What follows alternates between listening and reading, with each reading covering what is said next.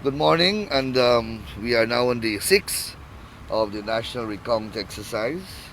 The morning has started smoothly based upon the reports I have received, and the work is progressing um, in an orderly and in a fairly efficient manner. Um, I want to thank Miss Yolande Ward for recanting from that position which she took yesterday when she said that Mr. Mingo's declarations were not objected to. As you are aware, I produced a letter and I spoke to you at length of the objections that we made. And fortunately, as promised me in a letter, she came out here and recanted from that position.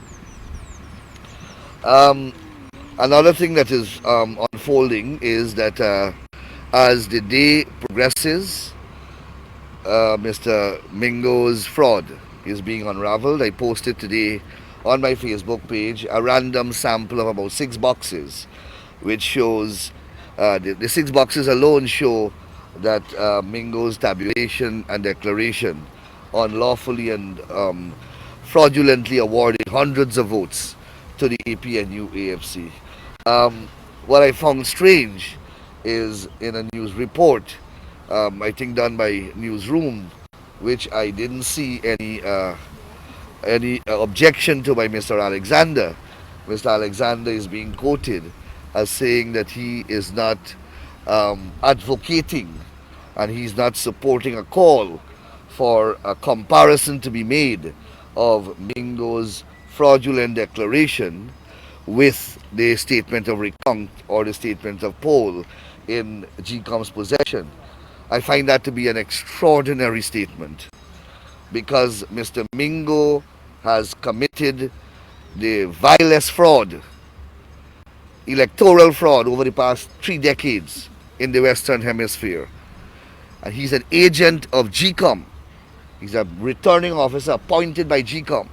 He's carrying out directions of GCOM. He's acting as an agent of GCOM, perpetrating a rank fraud against the electorate of this country. And a commissioner of GCOM says that he sees no import in those declarations and he is not interested and will not support a call for a comparison of those declarations with the statement of recount and the statements of poll.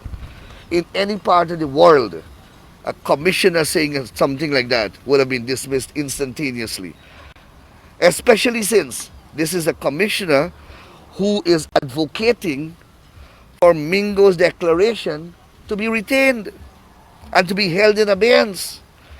So this commissioner is embracing the fraud. And that's quite unfortunate, and the population should know that. I have never seen anything like this. But we will continue to expose all these irregularities and all these frauds that are being unfolded. And hopefully, in the end, the electoral process will be vindicated, as all the parties said, and as all the accredited international observer team said at the end of polling day. The, the process was fair, the process was free, the process was orderly. Now all of a sudden you are very well aware of the recently launched orchestrated agenda of APNU AFC to discredit polling day activities. But as Mr. Harman said, he launching some Eagle Eyes operation. Well, the Operation Eagle Eye is uncovering the fraud of Mingo. So we are glad that they are launching that kind of operation. The Eagle Eye operation is picking up all Mingo's fraud, and we are transmitting it to the public so that they can see the fraud that was being perpetrated. We're on to the sixth day of the recount. What is your view so far on the pace of works being done? We continue to lament that the pace must be increased. Um, we are advocating for additional stations if possible. I understand that others will be calling for that as well because if we continue at this rate of speed, the 25 days deadline will not be met. So if GCOM If GCOM intends to keep its own deadline, then GCOM has to innovate and GCOM has to take such steps that are necessary to bring greater alacrity and pace to the system. Also, GCOM has to, on a more frequent basis, come out here and defend these alleged irregularities that APNU is making continuously.